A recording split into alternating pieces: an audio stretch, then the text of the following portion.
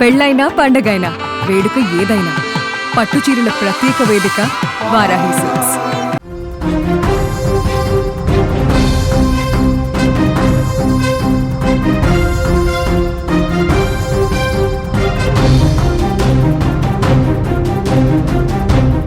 Breaking news చూస్తున్నాం. Israel Iran మధ్య భీకర యుద్ధం కొనసాగుతోంది. ఇరు దేశాల మధ్య క్షిపణులు వైమానిక దాడులు కొనసాగుతూనే ఉన్నాయి. టెహరాన్లోని పలు కీలక ప్రాంతాలు తీవ్రంగా ధ్వంసమైనటువంటి పరిస్థితి.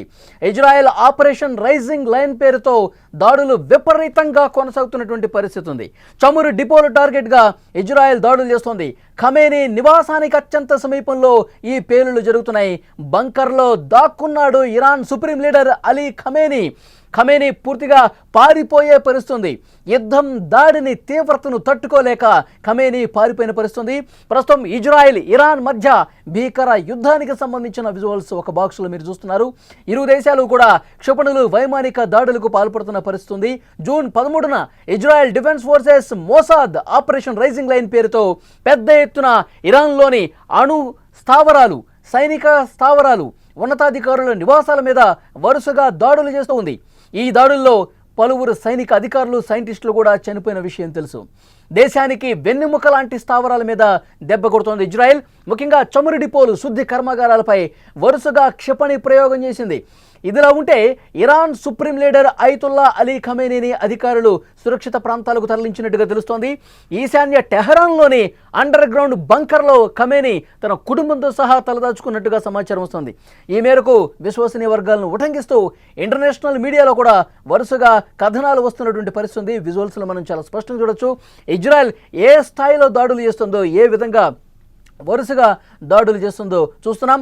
ఏదైతే ఇరాన్కు సంబంధించినటువంటి సుప్రీం లీడర్ ఖమేనీ అధ్యక్ష భవనానికి సమీపంలో, అత్యంత సమీపంలో ఇజ్రాయెల్ దాడులు చేస్తోంది. ఒక హెచ్చరిక జారీ చేసినటువంటి పరిస్థితి. భయంతో గజగజ వణికిపోతూ ఖమేనీ బంకర్లో తలదాచుకున్నటువంటి పరిస్థితి. ఇరు దేశాలు కూడా క్షిపణులు వైమానిక దాడులకు పాల్పడుతున్న పరిస్థితి. ఈ యుద్ధంలో ఇరాన్ తీవ్రంగా నష్టపోయినటువంటి పరిస్థితి. ఇరాన్ సైంటిస్టులు, ముఖ్యంగా అణు శాస్త్రవేత్తలు కొంతమంది చనిపోయారు. ఆ తర్వాత సైనిక ఉన్నతాధికారులు చనిపోయినటువంటి పరిస్థితి. దీని మీద దాడిని తీవ్రతరం చేసుకోవడం కోసం, ఇజ్రాయెల్ మీద ప్రతిదాడి కోసం ఇరాన్ ప్రయత్నించినప్పటికీ కూడా ఇరాన్ పూర్తిగా చేతులెత్తేసిన పరిస్థితి.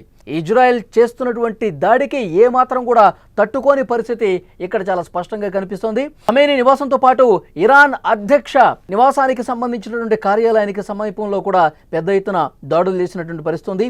ఖమేనీ భద్రతకు ప్రమాదం పొంచి ఉందని చెప్పి అధికారులు భావించారు. ఆ నేపథ్యంలోనే బంకర్కు తరలించినటువంటి పరిస్థితి. ఆపరేషన్ రైజింగ్ లయన్ తొలి రోజే ఖమేనీని లక్ష్యంగా చేసుకుని ఇజ్రాయెల్ తొలుత భావన చేసింది. కానీ అణుశుద్ధి కార్యక్రమాన్ని పూర్తిగా నిర్వీర్యం చేసే విధంగా ఇరాన్కు మరొక అవకాశం ఇవ్వాలని నెతన్యాహు సర్కారు ఆలోచన చేసింది.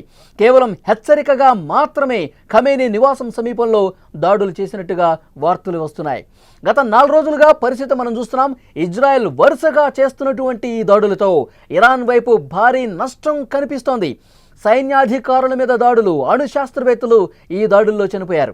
ఇరాన్ సైనిక దళాల పర్యవేక్షకుడు general Mohammad Bagheri, revolutionary guards అధిపతి మేజర్ జనరల్ హుసైనీ సలామీ, ఆ విభాగం ఇంటెలిజెన్స్ చీఫ్ కూడా మృతి చెందడం ఇక్కడ గమనించాల్సినటువంటి విషయం. దాడులు, ప్రతిదాడులతో మొత్తం కూడా అట్టుడికిపోతున్న పరిస్థితి. ఈ యుద్ధంలో ఇరాన్ తీవ్రంగా నష్టాన్ని చూసినటువంటి పరిస్థితి. నెతన్యాహు ఒక సంచలన ప్రకటన కూడా చేశాడు. ఇరాన్ పూర్తిగా గురిపెట్టింది ట్రంప్ మీద, ట్రంప్ను చంపాలని చూస్తోంది ఇరాన్ అంటూ ఇజ్రాయెల్ అధ్యక్షుడు నెతన్యాహు ఒక సంచలన ప్రకటన చేశాడు. అంటే పరిస్థితి ఎంత క్లియర్గా ఇక్కడ కనిపిస్తుందో మనం అబ్జర్వ్ చేయొచ్చు. ఇరాన్ ఇజ్రాయెల్ మధ్య పెద్ద ఎత్తున ఈ దాడులు ఒకవైపు కొనసాగుతుంటే, మరోవైపు ఇలాంటి సంచలనమైనటువంటి ప్రకటనలు బయటకు వస్తూ ఉన్నాయి. నెతన్యాహు చాలా కీలకమైనటువంటి స్టేట్మెంట్స్ ఇస్తూ ఉన్నాడు. ట్రంప్ మీద ఇరాన్ గురిపెట్టింది. ఈ ప్రపంచంలో ఇరాన్కి ఉన్న మొదటి శత్రువు డొనాల్డ్ ట్రంప్ మాత్రమే. కాబట్టి డొనాల్డ్ ట్రంప్ను చంపాలని చూస్తోంది అంటూ పెద్ద ఎత్తున ఒక సంచలన కామెంట్ని నెతన్యాహు పేల్చినటువంటి పరిస్థితి. అంతకుముందు ట్రంప్ కూడా మరొక స్టేట్మెంట్ పాస్ చేశారు. ట్రంప్ ఏమన్నారంటే ముఖ్యంగా ఇరాన్కి సంబంధించి ఏదైతే సుప్రీం లీడర్ ఖమేనీ ఉందో ఆ ఖమేనీని చంపాలని చెప్పి ఒక ప్రతిపాదన నా ముందుకు ఇజ్రాయెల్ తీసుకొచ్చింది, దానికి నేను ఒప్పుకోలేదు అంటూ కూడా ట్రంప్ కామెంట్ చేసిన పరిస్థితుంది. దీనికి ఇజ్రాయెల్ అధ్యక్షుడు నెతన్యాహు ఖండించారు. అలాంటిదేమీ లేదు, అలాంటి ప్రతిపాదన ఏమీ మేము తీసుకురాలేదు అంటూ ఆయన కూడా దీన్ని ఖండించిన పరిస్థితుంది. ప్రస్తుతం ఇజ్రాయెల్ ఇరాన్ మధ్య ఒక భీకర దాడులకు సంబంధించిన దృశ్యాలు మీరు స్క్రీన్ మీద చూస్తూ ఉన్నారు. పెద్ద ఎత్తున ఖమేనీ నివాస స్థలానికి అతి సమీపంలో పెద్ద ఎత్తున దాడులు కొనసాగుతున్న పరిస్థితుంది. ఇజ్రాయెల్ పూర్తిగా పైచేయి సాధించిన పరిస్థితుంది. ఎందుకంటే ఇరాన్కి సంబంధించి ఏవైతే అణు స్థావరాలు ఉన్నాయో, అణుశుద్ధి కేంద్రాలు ఉన్నాయో, ముఖ్యంగా సైనిక స్థావరాలు కావచ్చు, చమురు క్షేత్రాలు కావచ్చు, వీటన్నింటి మీద పెద్ద ఎత్తున ఇజ్రాయెల్ దాడులు చేసిన పరిస్థితుంది. ఇరాన్ తీవ్రమైనటువంటి నష్టాన్ని మూటగట్టుకున్న పరిస్థితుంది.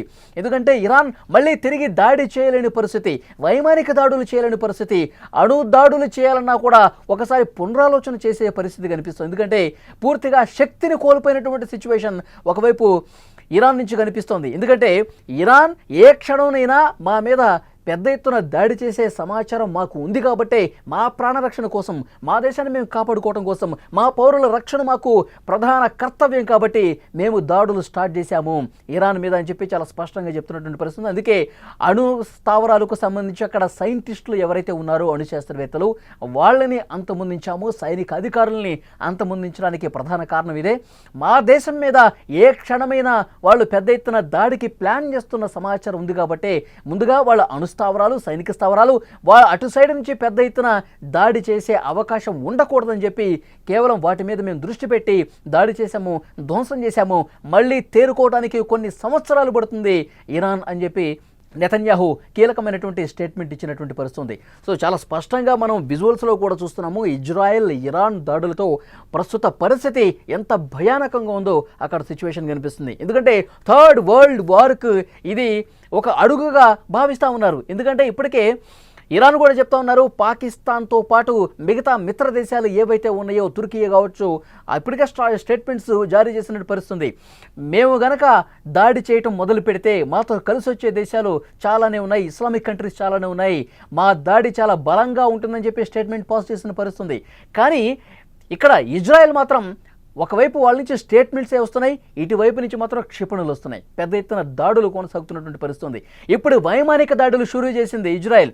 ఎందుకంటే ఇక్కడ ఇరాన్ వైపు నుంచి దాడులు చాలా బలహీనమైన పరిస్థితి కనిపిస్తోంది.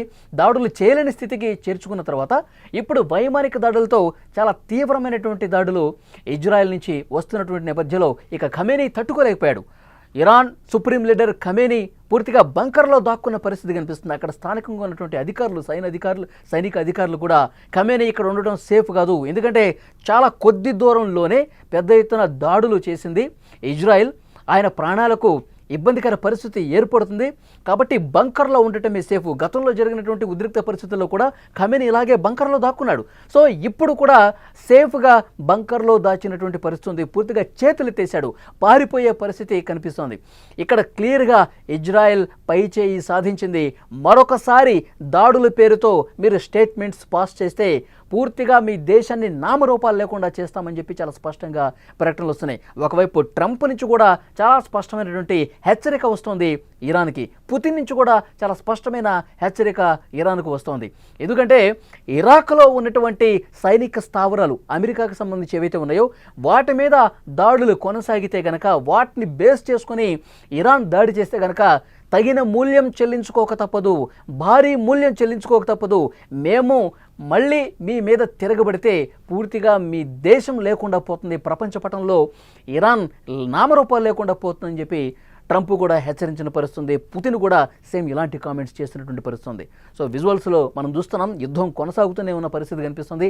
బిల్డింగ్స్ ఏ విధంగా తునాతునకలవుతున్నాయి, ఇటు టెల్ అవీవ్లో కావచ్చు, ముఖ్యంగా ఇరాన్ టెహరాన్లో కావచ్చు, పరిస్థితి మనం చూస్తున్నాం. దాడుల తర్వాత, వైమానిక దాడుల తర్వాత, క్షిపణి దాడుల తర్వాత పూర్తిగా నివాస సముదాయాలు ఎంత ఘోరంగా దెబ్బతున్నాయో చాలా స్పష్టంగా మనకు కనిపిస్తోంది. ఇరాన్ సుప్రీం లీడర్ ఖమేనీ అయితే ప్రాణ భయంతో దాక్కున్న సిచ్యువేషన్ మనం చూస్తున్నాం.